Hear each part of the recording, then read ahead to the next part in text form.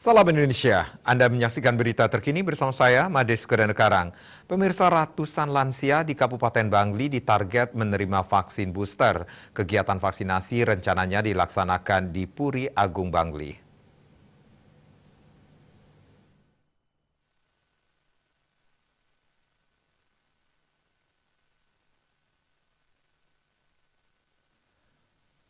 Kepala Dinas Kesehatan Kabupaten Bangli, Dr. Inyoman Arsana mengatakan, pemberian vaksin booster di Kabupaten Bangli diprioritaskan dulu untuk kaum lansia dan kelompok rentan. Untuk sementara, aplikasi yang dibuka baru untuk lansia saja. Pihaknya telah menyiapkan 500 dosis vaksin. Namun demikian, hanya sekitar 200 hingga 300 lansia yang ditarget mendapat suntikan vaksin booster hari ini. Lansia yang bisa mendapat vaksin booster syaratnya harus sudah mendapatkan vaksin dosis kedua dengan jangka waktu lebih dari 6 bulan.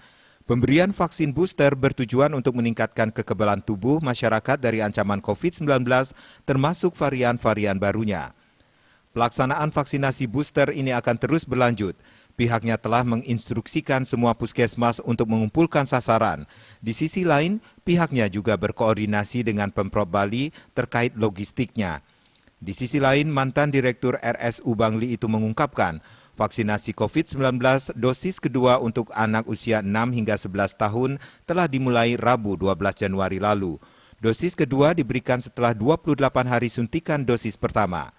Dayu Swasrina Bali Pos melaporkan. Untuk mencegah penyebaran COVID-19, ingat pesan Ibu selalu terapkan 3M, wajib memakai masker, mencuci tangan, menjaga jarak, serta hindari kerumunan. Dengan penerapan perilaku 3M, Indonesia segera terbebas virus corona menuju Indonesia maju.